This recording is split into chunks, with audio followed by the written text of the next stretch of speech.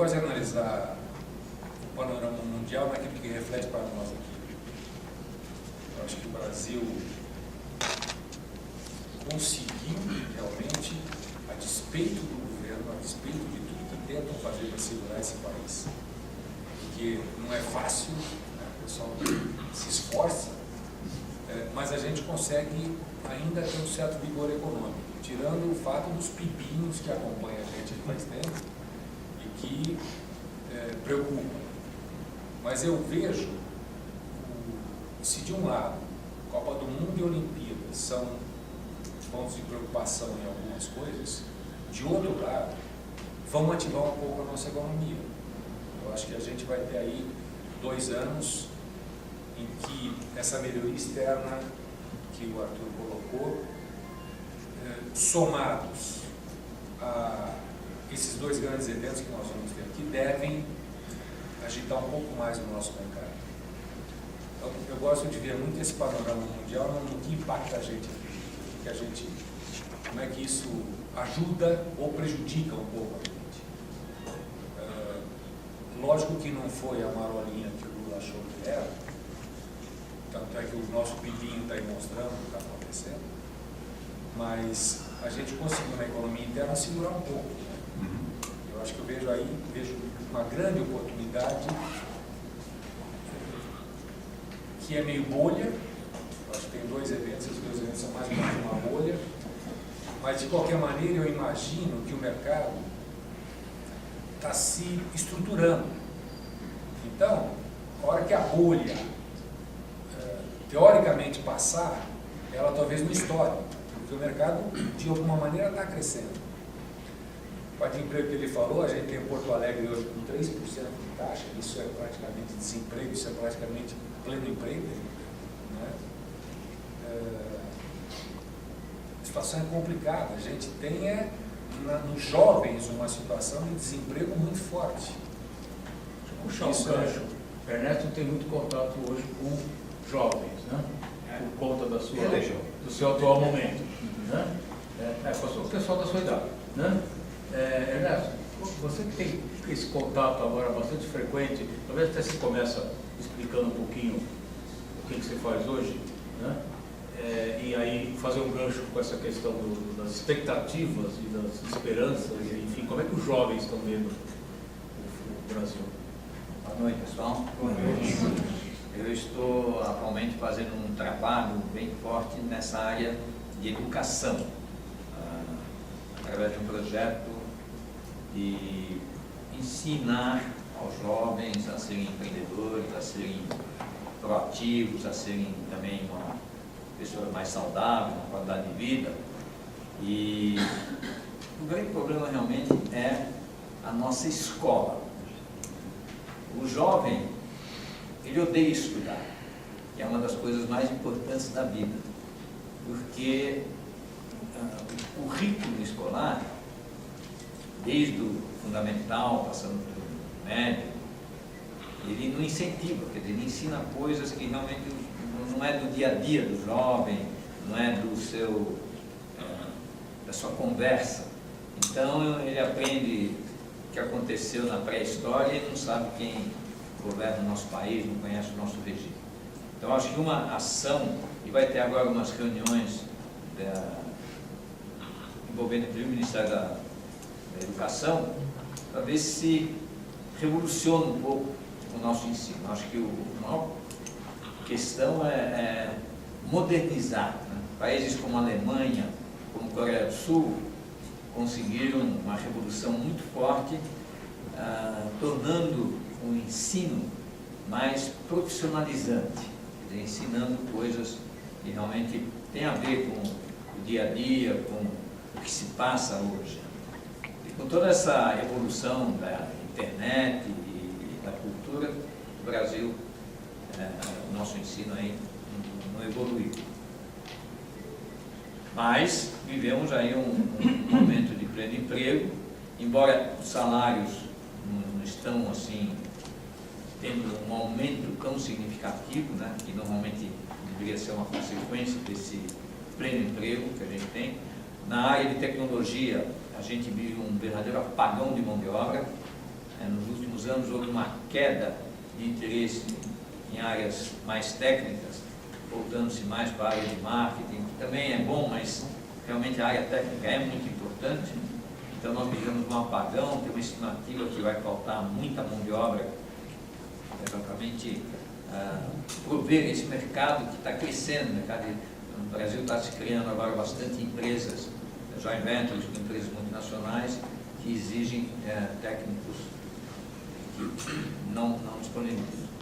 E completando ainda, foi colocado assim, a gente hoje, quando abriu o jornal de manhã, né, tinha notícias boas e ruins, né? Quer dizer, uma coisa que a gente falou, que tem 2 eventos importantes, mas nenhum dos 2 efetivamente é em São Paulo, né?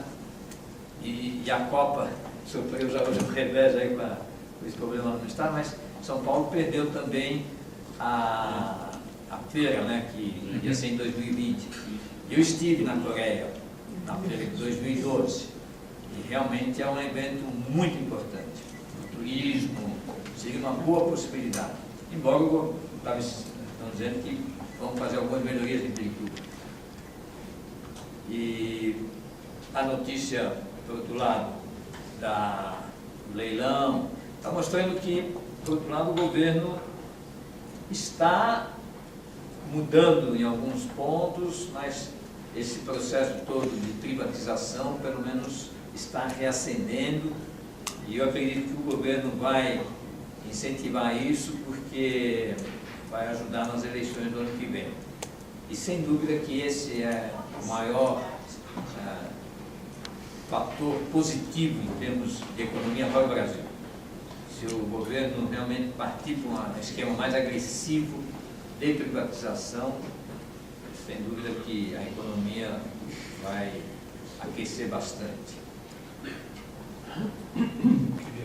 Todo investimento que se faça em preparar e ajudar as empresas, usando tecnologia e preparando pessoas para ser mais produtivo, vai ser comprado muito rápido. Pois eu vou dizer, olha, que empresas, eu falo muito das empresas medianas e pequenas, que é o grande eixo do país. Essas empresas vão precisar ser cada vez mais produtivas, vão ter que deixar só de ser empresas familiares. Então o investimento que vai acontecer vai ser muito forte. E outra coisa que eu vejo positiva é tudo que está acontecendo no investimento em infraestrutura. Se vocês olham, já foi feito o leilão do aeroporto de Cofins e de Galeão, e foi um deságio enorme. Ontem penso que foi a rodovia que leva a soja do Mato Grosso. Em 18 meses, isso vai ter um impacto importante, porque, se não lembro, são 20 dias que leva um carregamento de soja para chegar até o Porto de Santos. Então, isso vai ajudar a mexer muito, e são quase 100 milhões de dólares que vão estar nesse processo de investimento. Há algumas coisas que ainda não evoluíram, que é as ferrovias e o trem-bala, coisa dessa. Mas já várias já começaram a andar. E o grande gargalo, já repito outra vez, que é a infraestrutura, começa a sair do papel e começa a entrar no eixo. E em grandes empresas, agora eu troco o que aconteceu com o leilão da Libra, que é o melhor setor do pré-sal, isso vai trazer um enorme investimento, mais de 300 milhões de dólares no suporte.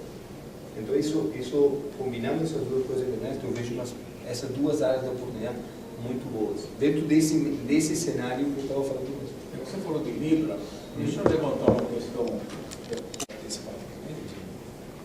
Que a diferença de comportamento entre o brasileiro e o americano com relação à influência do governo na economia.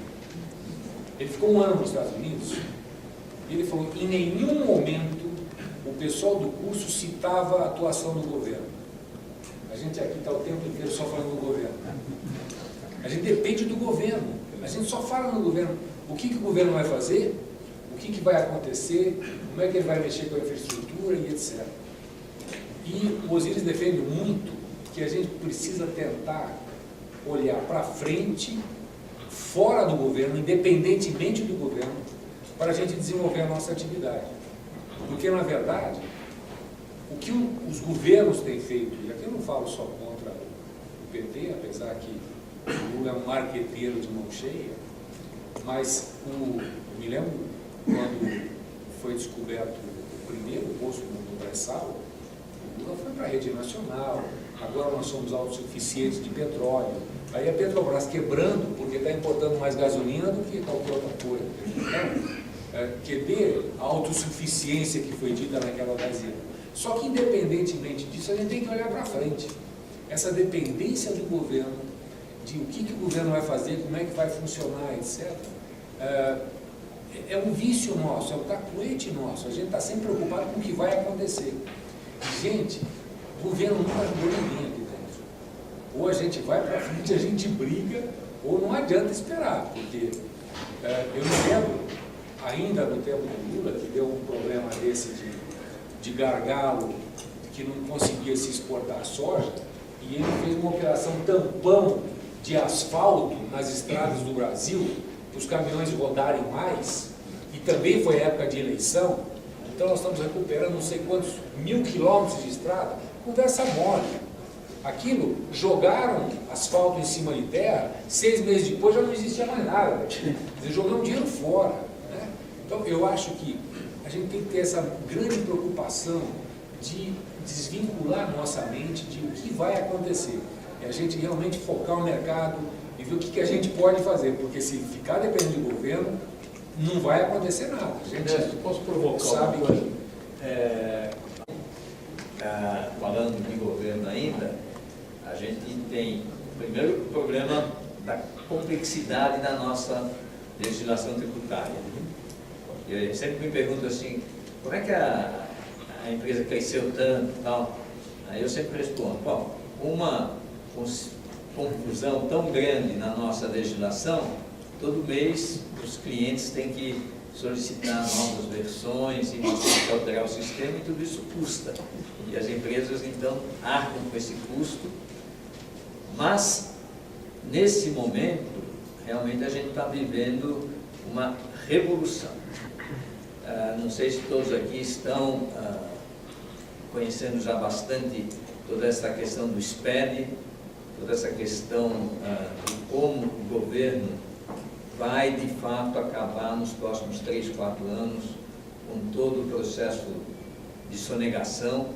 Se o governo for agir com os dados que ele tem agora, e vai ter nos próximos anos, porque o SPED hoje ele é obrigatório, quer dizer, tem o SPED fiscal, contribuições, agora vai ter o da Folha, tem o contábil.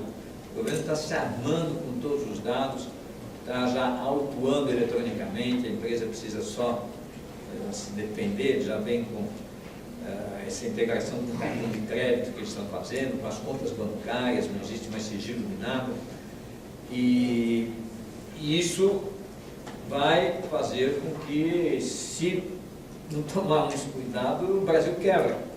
Porque se realmente eles autuarem do jeito que eles têm agora a possibilidade de, e o governo vai precisar de muito recurso, né, por causa desses eventos também, então ele vai começar um processo de autuação muito forte.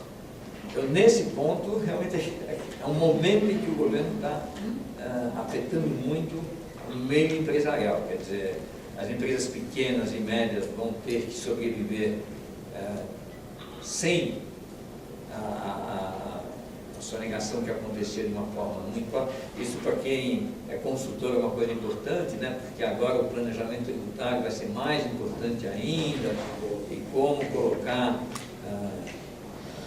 em ordem e pagar, né, todos esses, pagar, enfim, acabou venda sem nota, acabou funcionário sem registro, acabou todo esse costume brasileiro que já é considerado até uma coisa normal, né?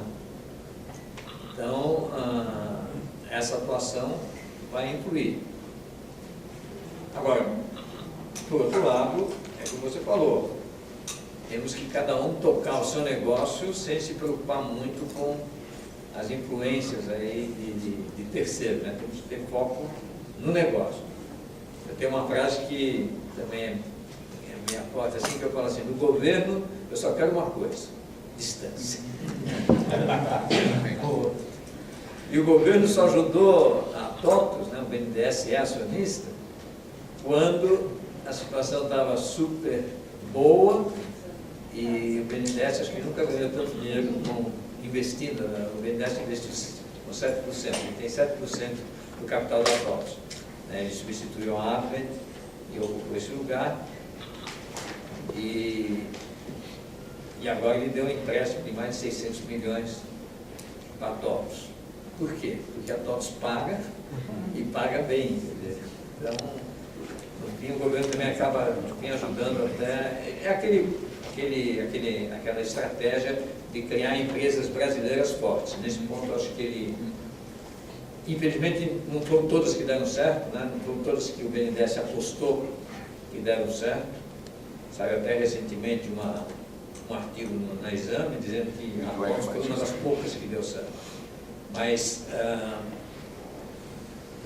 o Brasil precisa realmente fazer isso, quer dizer, apostar em alguns grupos para que essas empresas se tornem multinacionais, consigam exportar. Na área de tecnologia, por exemplo, nós temos um potencial incrível de desenvolvimento e ainda importamos muita coisa. Então, apostar em algumas empresas e favorecer para que elas consigam realmente crescer, fazendo fusões, e com isso termos multinacionais similares aos outros países. Né? Há pouco tempo não tinha nenhuma. Hoje já tem aí um bom conjunto de empresas que realmente estão criando plantas e escritórios em outros países. E 100% para a gente também, né? Porque a gente às vezes tem uma especialidade que a gente, não é ruim, né? Mas que não está dando resultado. Ou uma iniciativa de trabalho, um segmento, um tipo de região, enfim, é um target.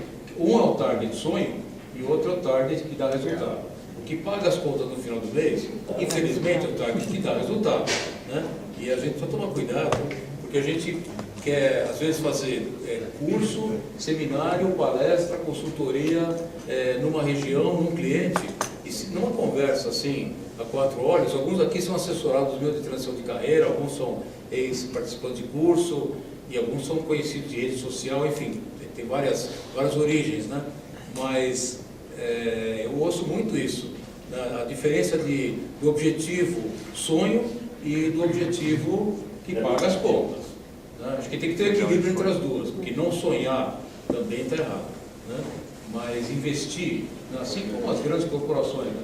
Investir em alguma coisa que há muito tempo já não dá resultado, tem uma hora que precisa tomar coragem para dizer, olha, eu vou deixar isso de lado. É bacana, né? Eu gosto muito de fazer isso, mas isso não está pagando minhas contas. Eu queria fazer uma outra provocação. Corporações, conheço mais ou menos o perfil, mas muitos trabalham com pequenas e médias empresas. E quando eu fiz aquela questão das médias empresas alemãs, média pequena, chamava Streifus, eu me lembro até hoje. Ela fazia máquinas de inserção de componentes, máquinas para a indústria eletrônica, né? Que naquele tempo não era tudo chip, mas era muita peça individual e tudo, né? Era uma empresa familiar com, sei lá, 30 funcionários, alguma coisa assim, mas que exportava para o mundo inteiro e tinha um padrão de qualidade que o mundo inteiro aceitava, né? Como é que vocês veem isso, talvez começando com o Ernesto, como é que vocês veem essa realidade hoje, que justamente as pequenas e médias empresas são um grande eixo, né, da economia nacional, né? Mas é uma luta terrível, né, com a questão tributária, com a questão de burocracia, quer dizer, não vamos, assim, saindo um pouco do assunto do governo, né, entrando no mundo empresarial, né? Como é que vocês veem os próximos anos, não falando só de 2014, mas os próximos anos, né, para esse segmento de média empresa, de pequena empresa, né, que está começando a precisar ou a se profissionalizar muito, porque senão a concorrência externa derruba, ou então se profissionalizar, né, se profissionalizar tanto que o seu mercado não seja mais São Paulo, Rio de Janeiro, Espírito Santo, Ceará, mas que seja Alemanha, que seja Oriente, que seja África, né, que seja, enfim, novos mercados. Né? O brasileiro, ele é empreendedor. Isso a gente vê nas estatísticas, que tem muita gente que às vezes que começa inclusive negócio sem ter recursos, sem ter uma ideia boa, e aí realmente a coisa não dá certo. E a empresa pequena, eu não posso falar sem falar do governo, porque o problema realmente é essa complexidade da nossa legislação. Quer dizer, a empresa pequena, ela precisa ter N pessoas no setor administrativo para exatamente ver como é que paga o PIS, COFINS. Uma nota fiscal vai 7 impostos, ICM, IPI, PIS, COFINS, imposto de renda efetivo. Até a gente agora está desenvolvendo um software para pequena empresa, mas ele é complexo, não adianta. Outro aspecto é a educação. Essa questão de qualidade, houve todo um movimento de ISO, e sem dúvida que quando na Microsiga nós implantamos a ISO 9000, foi um salto muito importante. Na palestra eu coloco assim, quais foram as atitudes mais importantes que fizeram com que a Microsiga crescesse, fizesse as fusões e surgisse a TOTOS.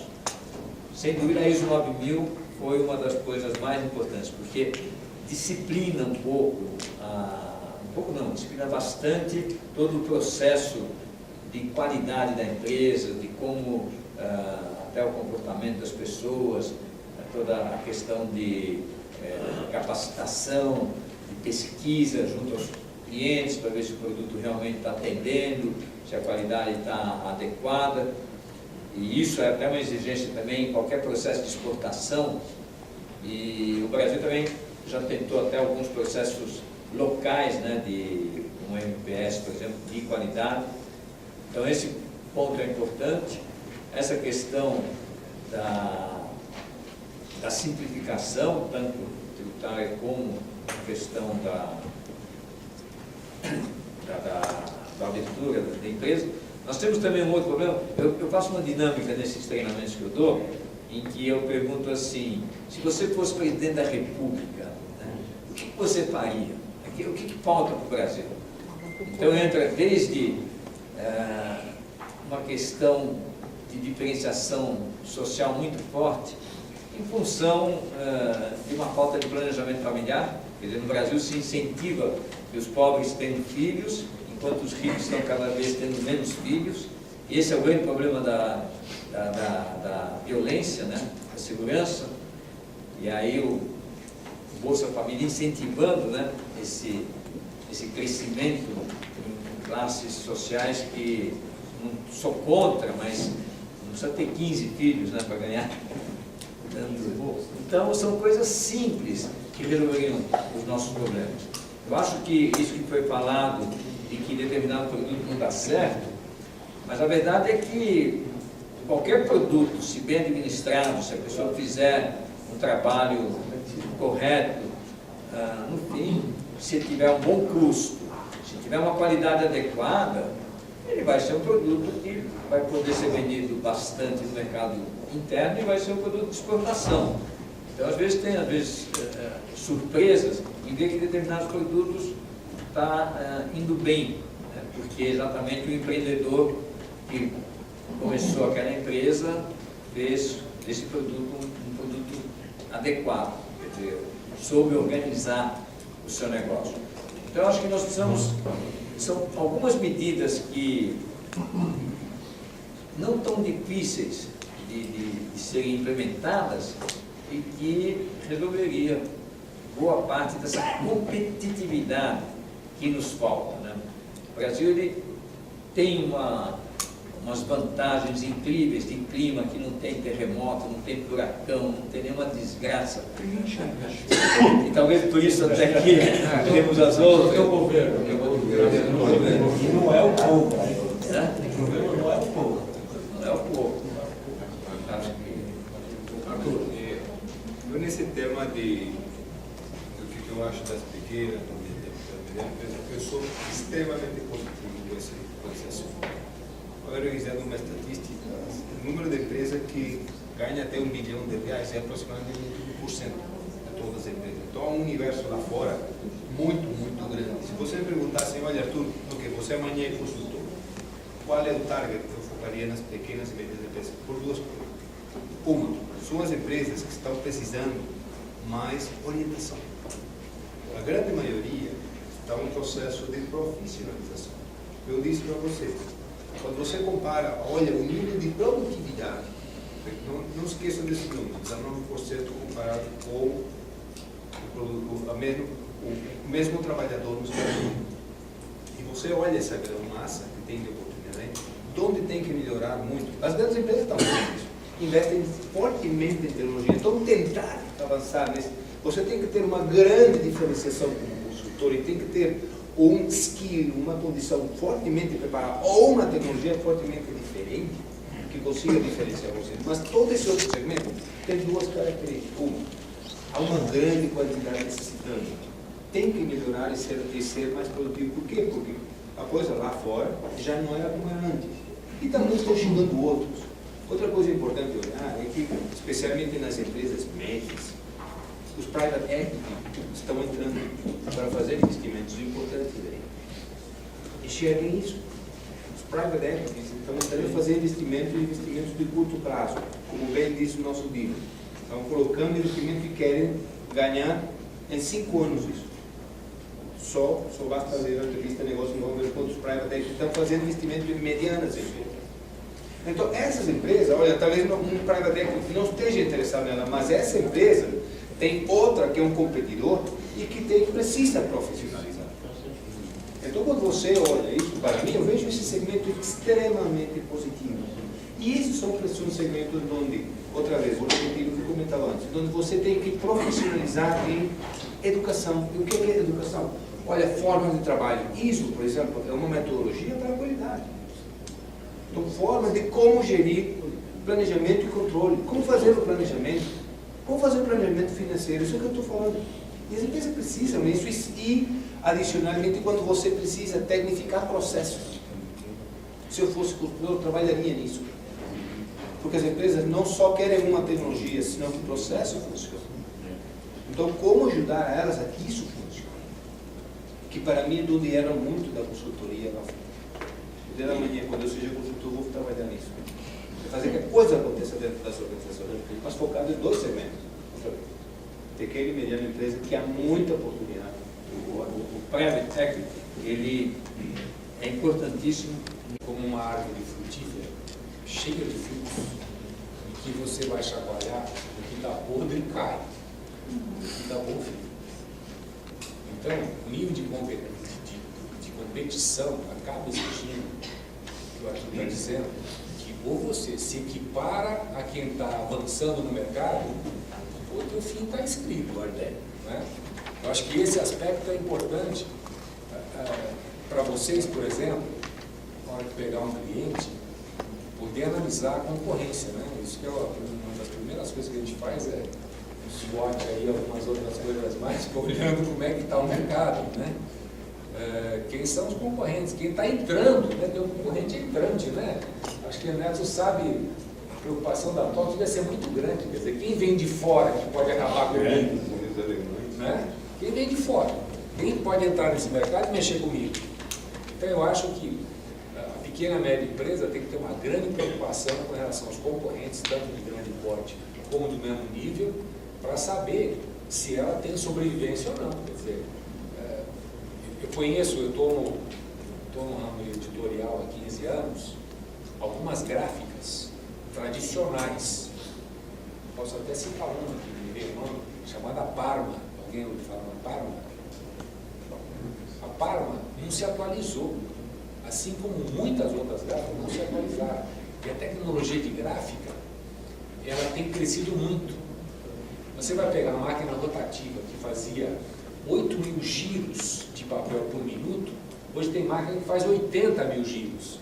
Como é que você concorre? Não concorre, a Parma quebrou. Tá? E aí você vai ter um monte de uma prova. Gente, vocês passam uma Anchieta aí, na lembrança, e a prova. Então, em recuperação judicial é uma situação muito difícil. Né? E assim, muita gente no mercado, sem falar nos grandes jornais, etc. Por quê? Falta a tecnologia. Então, quem está começando no mercado com tecnologia nova acaba com o anterior. Né? A situação fica muito difícil de competir. Eu vejo nesse aspecto como Hoje esse segmento é da concorrência da mídia digital, né? Quer dizer, tem uma nova tecnologia de comunicação, né, de transmissão de informações, que assim, nunca vai deixar de existir, na minha opinião, a mídia escrita, né? Quer dizer, o livro, o jornal, a revista, né? Mas a mesma outra concorrente, tecnologia nova, e onde o Brasil começa a se tornar bastante competitivo também. Esse lado é muito sério. Eu acho que quando as crianças forem alfabetizadas no tablet, habituadas a ler os livros nos tablets, nos Kindles, e seja lá o que for, no futuro elas lerão livros só em tablet, né? Enquanto isso o papel vai estar aí. A minha dúvida é saber se a competição que existe num equipamento desse, com internet ali, permite que a pessoa leia um livro ou não. Porque ela está com o livro ali, e o e-mail está bombando, e o Facebook está usando, tem mensagem, e tem gente falando com ela, e sabe, o cara não vai se concentrar, né? Então, me preocupa muito saber o que vai acontecer no futuro, porque já se lê pouco, e a tendência é ler cada vez menos. Então, eu vejo aqueles meus amigos, não, eu não leio mais, eu não assino mais jornal, e eu só leio na internet, mas você lê? Gente, muito pouca gente lê notícia na internet. Porque a hora que o cara está vendo a notícia do dia, ele está preocupado com o e-mail que está chegando. Tem gente entrando, o Skype que abre, gente chamando. Quer dizer, esse problema é muito sério. Então você deixou de assinar a Veja, deixou de assinar o Estadão, a Folha e etc. E você não está lendo. Não está. E eu estou fazendo uma coisa hoje. Eu assino o Estadão de sexta, sábado e domingo. Eu não consigo ler durante a semana, mas não vejo notícia. O que eu faço, eu trabalho a meia hora da minha casa, o meu rádio eu teco o piano nele. Eu tenho CBN, Band, Jovem Pan, vou trocando a notícia. Essa notícia já ouvi, eu vou para outra, eu vou tocando o piano. E é na ida e na volta que eu ouço as notícias e os jornais na televisão à noite. Porque na tela, na internet, eu não consigo me atualizar. E aí me preocupa o jovem de hoje, se ele vai ler realmente algum livro no futuro. Aí eu queria... Tem muita oportunidade, mas é preciso formar mão de obra. Precisa ter gente que estude toda essa tecnologia que tem sua complexidade e que é fascinante, né? Quer dizer, o jovem gosta disso. E até pelo menos entrar numa faculdade de tecnologia, nenhum aluno vê. Quer dizer, você pergunta para um menino de 10 anos na Coreia como é que funciona um celular, ele sabe como funciona. Ele sabe como é feita uma transmissão, ele sabe um pouco de eletrônica, ele aprende isso na Alemanha também, agora no Brasil não. Então essa parte, esse movimento todo de educação, e que também está sendo muito afetado na área das faculdades por essas aquisições, quer dizer, também isso está fazendo com que as universidades fiquem com bastante recurso, né, para investir, para modernizar todo o processo de educação, mas é preciso mudar todo esse aspecto de currículo. E é gozado que, de vez em quando, eu participo dessas reuniões com professores, porque eu fui do processo de educação da própria TOSS, do projeto TOSS da educação, e gosto de dar aula, dou aula em faculdade. Em todas essas reuniões que você vai, eles não discutem o currículo, não discutem o salário do professor, discutem questão de um monte de coisa, mas o currículo não existe assim um foco, mudar bastante isso. É evidente que tem certas disciplinas que são importantes, né, português, mas também na matemática precisa modernizar um pouco. Hoje o jovem ele chega e fala assim, eu não preciso estudar muito porque tem o Google, eu não preciso fazer tanta conta porque tem o Excel e tal. E aí esse processo todo de educação precisaria sofrer realmente uma transformação em função disso que eles acham. Então, bom, como é que nós vamos ensinar então? O que nós vamos ensinar? O que ele tem que realmente aprender? O que ele se interessa? O que faz com que ele tenha, vamos dizer assim, vontade de estudar. E isso é que eu acho que é um segmento também que tem bastante oportunidade, né? Tudo ligado a essa questão de educação, preparação de material didático e como fazer com que as empresas, eu estou ouvindo, agora nós estávamos lá no CBTD, então essas empresas de treinamento também, então isso tem muito a ver também com consultoria, quer dizer, o treinamento contínuo das pessoas. A pessoa hoje ela tem que estudar até 90 anos, quer dizer, tem que estar sempre estudando, tem que sempre estar sendo treinado. Então, um outro segmento que eu vejo muita possibilidade é de treinamento, de transformar o ser humano, de fazer com que ele, e isso vai afetar diretamente a produtividade. Queria complementar nesse tema de produtividade, assino embaixo o que você está comentando.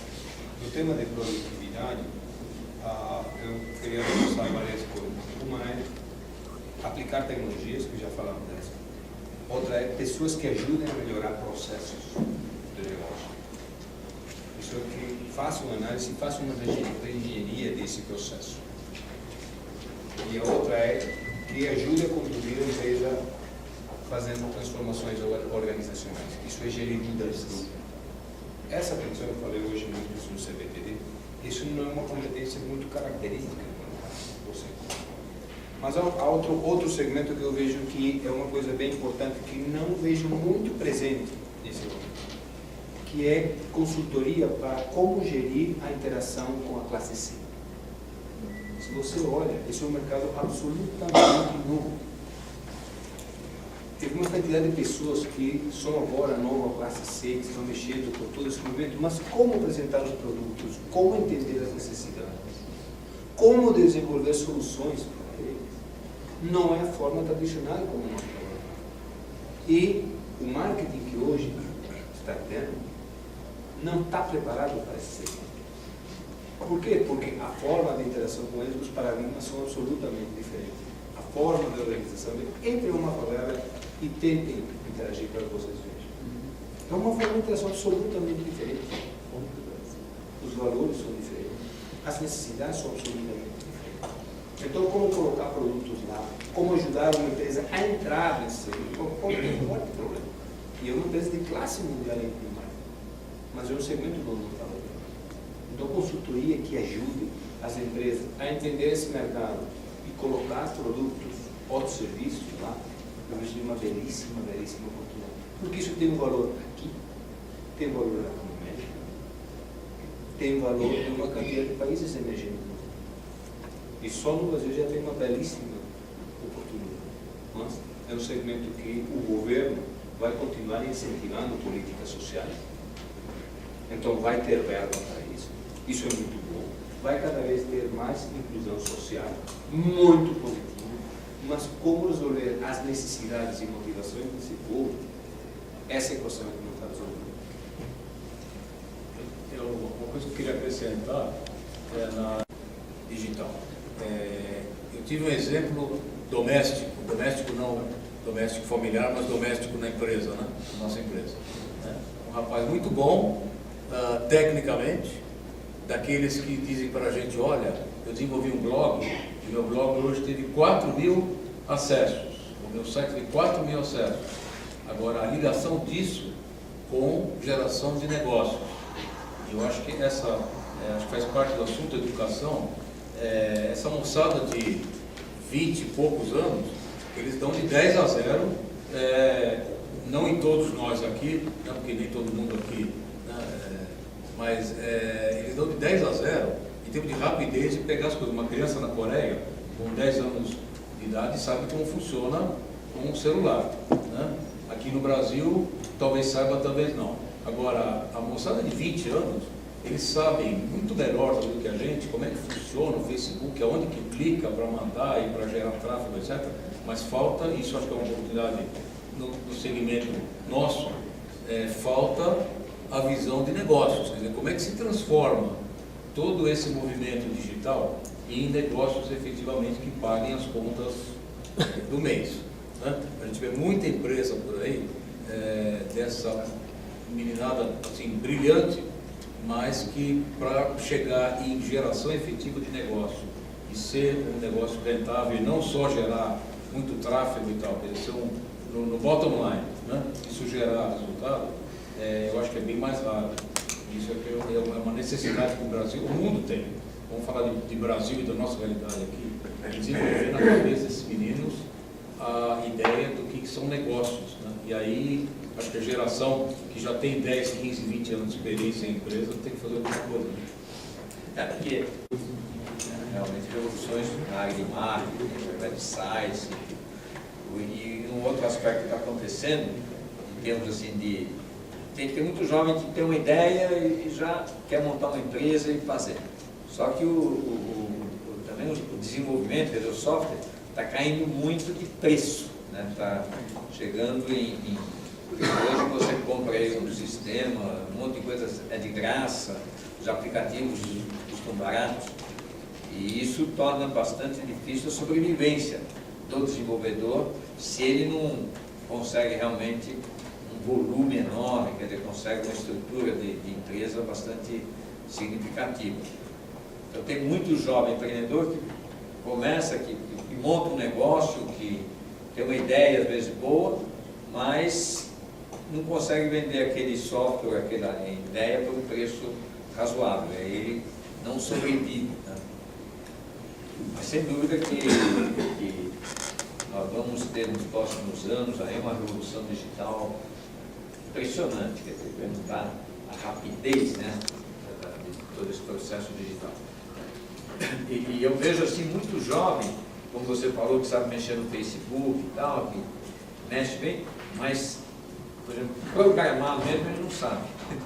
Como aquilo funciona internamente, como é que é gravado em arquivos e tal. Esse conhecimento, hoje nós estamos procurando programador nem maluco. Tem programador que já sai pedindo 12, 15 mil reais de salário, não falta.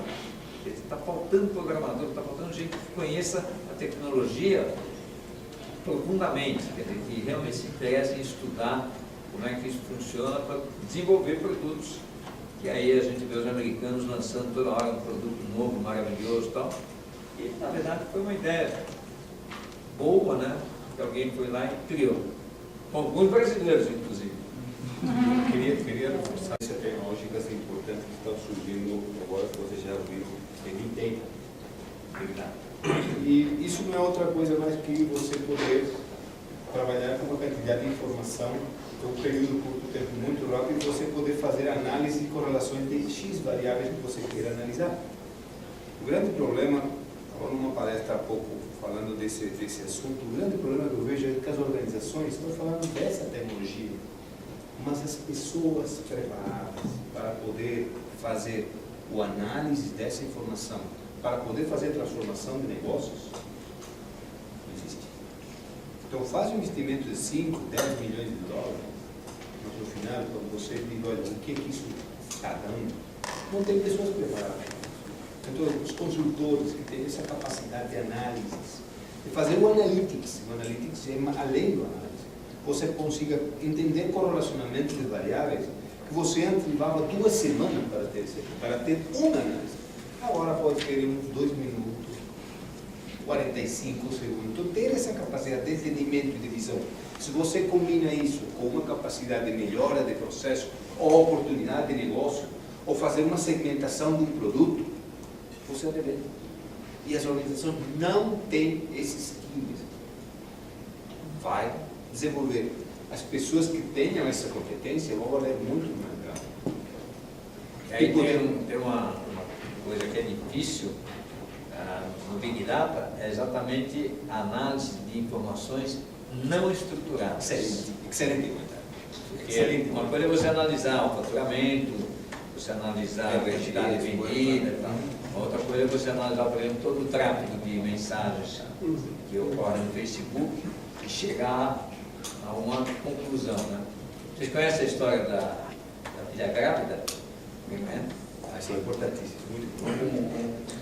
O senhor viu a filha dele, de 15 anos, recebendo produtos de gravidez. Aí ele ficou tão bravo que ele falou, foi pessoalmente na empresa que mandou aqueles folhetos para a filha dele, e falou, como é que vocês podem fazer isso, enviar para minha filha de 15 anos, um negócio que, de forma alguma, ela nem sonha com nada disso, ficar grávida nem nada, foi um absurdo, tal, exigiu uma cobrança de multa, alguma coisa assim, mas, passadas 2 semanas, ele ligou para a empresa, se desculpando, falando assim, realmente vocês tinham razão, ela está grávida. E aí, como é que foi descoberto isso? Através de uma análise das mensagens, dos sites que ela visitava, quer dizer, de informações não estruturadas, não tinha nenhum número, mas se chegou à conclusão. Então, isso que é o Big Data, é você conseguir saber quem está tendendo a um certo interesse, o que realmente as pessoas gostam, com análises rápidas, de volumes grandes, fazendo correlações, vendo a tendência, que é o antigo data mining, né? Mineração de dados, que agora atinge aí o Big Data. Olhando tudo que está acontecendo, mas trazendo para o arroz e feijão, eu vejo o seguinte também, a importância da gente focar o mercado, saber onde é que a gente quer atuar. Aquilo que o Dino falou, entre o sonho e o que traz o feijão na mesa, é a gente olhar o mercado e tentar dar o tiro certo. Vai falar em tiro, vou fazer uma analogia aqui, com aquela mesma árvore frutífera que eu falei lá no começo, deve ter um monte de passarinho nessa árvore. Né? Eu vejo o mercado assim, eu vejo o mercado com uma árvore frutífera, com um monte de passarinho.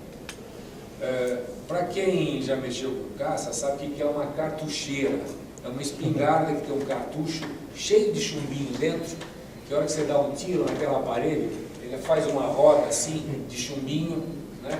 1 metro, 1,5 metros, 2.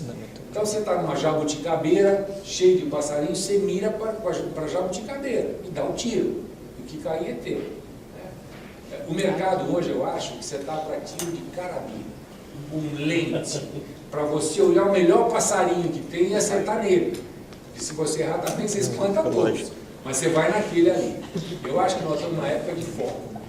Em termos de foco, eu acho que a gente tem, é mais ou menos regra de mercado o seguinte, 10, 30, 30. Você tem 10% no mercado, sempre querendo comprar o teu produto, ou esse tipo de produto, e ele já está na fase de decisão de compra, e ele quer o produto. Então ele faz leilão, ele faz o que quiser, não adianta você tentar malhar nesse mercado se você não está nele. Cliente de vocês, tá? Ele sabe que ele quer consultoria, ele está procurando a consultoria, ele está fazendo leilão de consultoria. Então, não adianta você querer entrar nisso aí que você já vai malhar em ferro frio. Mas você tem mais 30 e 30. Os últimos 30 a gente vai desprezar. O 30 e 30 é o seguinte, é o cliente que sabe que quer consultoria, quer contratar uma consultoria, mas não tomou a decisão ainda. Esse recebe bem a tua proposta. Você tem os outros 30 que não sabe que precisa de consultoria, mas que se você fizer uma proposta legal, ele pode comprar. E os últimos não quer, não sabe que existe e não vai comprar nada. Precisa, né? Precisa, mas não vai. E também não adianta então malhar. Vamos ficar com 60%, que está bom demais. Pegar 60% do mercado está bom demais. Então eu vejo, isso vale para tudo, gente. Vale para você chegar com essa mensagem para o cliente de vocês. Vamos pegar no mercado, desprezar os 10 que estão brigando aí, né? E vamos desprezar os outros, os últimos lá, 30. Vamos trabalhar com 60%. Está bom demais 60%. Né? Vamos focar nisso daqui. Vamos ver onde é que está esse cliente aqui. Então eu vejo como oportunidade para o ano que vem, ver esse mercado, dar uma peneirada, ver onde é que estão os 60% interessantes. Né? De novo, eu vou falar do nosso livro, por exemplo, puxar a brasa para minha sardinha, para servir para vocês isso. O Quem é coautor do nosso livro, por exemplo, uma proposta minha, duvido que alguém vai jogar o ovo podre em cima de mim aqui, é a seguinte: pegar cliente antigo, prospect, ou empresa que realmente tenha pessoas que possam comprar o serviço de vocês. Liga para quem toma a decisão, que é esse que contrata o consultor, e diz para ele o seguinte: sou coautor de um livro, quero levar um livro, quero dar um exemplar para você. Quando é que você pode dedicar 5 minutos só para levar o livro para você? Para ganhar um livro, o cara vai marcar com você. Para comprar a tua consultoria, possivelmente ele não tenha tempo para te receber. Mas para ganhar o livro, ele vai receber você. Tá? Você vai chegar lá com muita elegância, vai autografar o livro, fazer uma dedicatória e entregar para ele. Se ele perguntar: puxa, aquela consultoria que você fez aqui foi tão legal, acho que a gente podia reativar alguma coisa, você entra no assunto. Se ele não fala nada, você vai embora. É muito provável que depois de uns 10 dias ele telefone e diga o seguinte: olha, legal o teu artigo, gostei, vamos conversar um pouco sobre isso?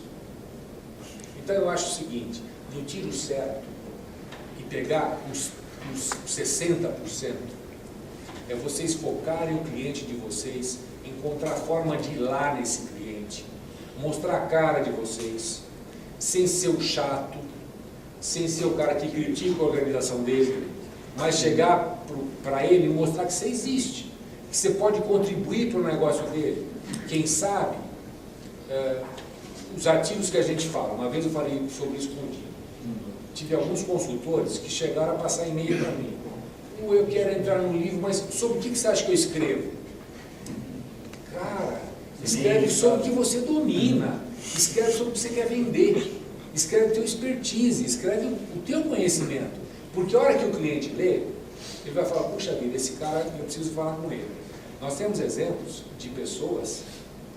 Tem um cara que foi fazer um congresso em Cuba, porque alguém comprou o livro no aeroporto, gostou do que o cara escreveu e levou ele para o congresso em Cuba. Temos coaches, tem caso de um coach aqui de São Paulo, que também o livro foi comprado no aeroporto e o cliente contratou ele em Porto Alegre. Palestras da mesma maneira. Meu filho escreveu no primeiro livro de vendas que eu fiz. Meu filho não é palestrante, ele é diretor-geral da Coelho da Fonseca. Em 3 anos, ele recebeu umas 8 consultas para palestra. É pouco? É pouco. Mas ele não é palestrante. Leram aquilo e quiseram contratar. E ele não podia fazer palestra. O ano passado ele atendeu um pedido e ele me falou: pai, eu pedi um valor para não fazer. E os caras me pagaram. Pediu 15 mil reais uma palestra, foi para Goiânia, foi recebido como superstar, com um carro blindado, deram um camarim para ele, com fruta, com um monte de coisa, e fez o encerramento de um evento. Então, eu acho que o momento nosso é pegar esses 60%, saber como chegar lá. Pegar o cliente antigo, mostrar a cara, pegar o prospect, mostrar a cara, com elegância, saber chegar nele, que o mercado está aí. O ano que vem, o Dino começou bem. Eu acho que é um ano de dificuldades. O pepinho está aí. A gente continua com problema. O Arthur falou da inflação, vai continuar. Fora que a inflação acaba pegando alguns segmentos muito mais do que outros, né? Então, a gente vai ter que olhar muito bem esse mercado, focar o mercado, tiro de espingarda, com luneta, para tentar acertar aquilo ali e focar. E eu digo a vocês, se vocês visitarem 50 clientes nos 3 primeiros meses do ano, levando um livro para cada um, 5 vão comprar o serviço de vocês, pelo menos 10%. Tá? Eu estou falando de livro, porque é o que eu faço, é o que eu estou, é uma proposta, é alguma coisa que eu vejo como abertura de portas. E esse exemplo que eu dei, eu não criei. Quem conhece aqui a Meta RH, o dono da Meta é o Gutenberg, que é um cara maravilhoso. O Gutenberg faz isso. Rico, tem uma empresa de 30 anos, e ele falou: Maurício, eu pego o livro e vou nos meus clientes, com quem eu não falo há muito tempo, que são inativos, e eu dou o livro para eles Depois eles me ligam e falam, puxa, por que a Meia está podendo trabalhar comigo? Pô, vamos voltar. Né? Quero usar esse exemplo, que é um guru em influência. E ele faz exatamente você. A primeira técnica mais importante que usa, tem 6 conselhos para influenciar pessoas de forma positiva. E é essa, dar para receber. Você quando dá, e dá de uma forma positiva, especialmente dá knowledge, conhecimento, aprendizado, o que você vai receber é muito maior do que você está dando. Eu compartilho muito o que você está dizendo. Parabéns. Eu acho assim, primeiro, como a gente fala, você dá um dump da sua memória, né? Você descarrega as suas ideias. Esse é um termo muito tecnológico. Mas é uma coisa que você também coloca as suas ideias em ordem, alivia a cabeça, porque conforme você vai colocando no papel, aquilo já deixa de ocupar tanto espaço na tua memória. E eu diria que um dos fatores assim que a Microsiga foi crescendo foi que em 68 eu comecei a escrever, agora falando um pouquinho do que eu ia falar no final. Fica à vontade, não. Porque caso alguém com isso que ele falou, quem programa, né, um sistema, ele vai escrever o programa numa sintaxe da linguagem que ele escolhe. Mas antes ele tem que escrever, né, o que o sistema vai fazer, como vão ser as funções, a lógica do sistema. E aí eu escrevi em 68 um livro chamado Introdução à Análise de Sistemas. E que foi a base do sistema e que depois, também quando você escreve um livro ou um artigo, aí o resto é tudo continuação, porque aí você já pegou um assunto e esse assunto ele vai cada vez crescendo mais, cada vez você vai colocando mais ideias e vai escrevendo.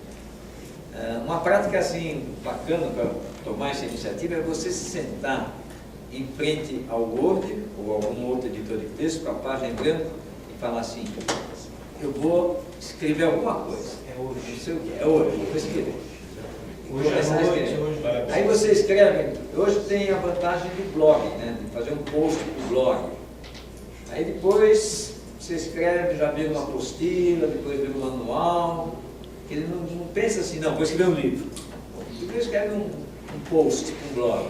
Depois transforma aquilo numa apostila, num manual. Aí, quando tiver já um texto encorpado, você põe uma capa bonita que vem no livro. E sem dúvida que o livro é o melhor cartão de visita. Agora, não queira, e eu estou aqui com o editor, ficar rico escrevendo livro. Você sabe, talvez, quantos livros são editados no Brasil por ano, por mês? É uma quantidade assim incrível. Mas esse projeto de franquias fez com que as pessoas que estão lá, os donos das franquias, realmente vistam a camisa e viram teus sócios. Dividimos também com a Advent, porque a Advent ganhou mais que a gente quase em todo esse processo. Então o Private Equity também tem que se pensar dessa forma, dividir para multiplicar, porque você vai fazer com que eles, com esse investimento e com essa profissionalização, onde eles têm muita prática, vão ganhar bastante. Dividimos o IPO, você divide com as velhinhas de São Francisco, porque você praticamente fatia a empresa, né?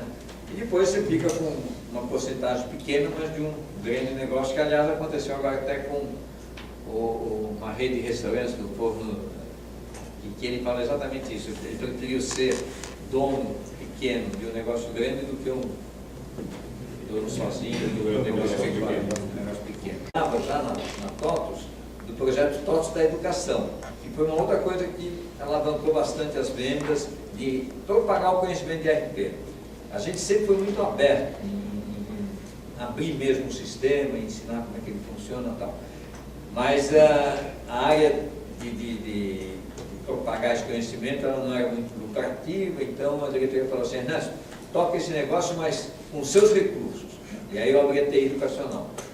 E aí logo depois eu resolvi também criar um novo RP, hoje eu tenho o RP Flex, mas continuava nesse processo de educação. E aí eu via que a gente treinava tecnicamente muito bem as pessoas que faziam os nossos cursos, mas faltava o A do chá, né?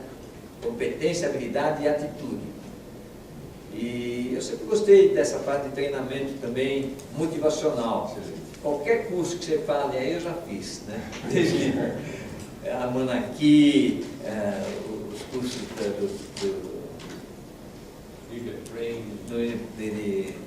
todo curso, antroposofia, tá? E aí eu criei um negócio chamado Circuito Netas. Netas é um acrônimo de natureza, esporte, trabalho, amor e saúde. É um treinamento corporativo totalmente diferente. A gente mescla muito atividades outdoor, dinâmicas, tal, com o treinamento. E aí, junto com meus filhos também, a gente criou um hotel fazenda, que é a Expo Aventura, e eu estou muito envolvido com isso. E isso gera também palestras, gera todo esse treinamento motivacional. E aí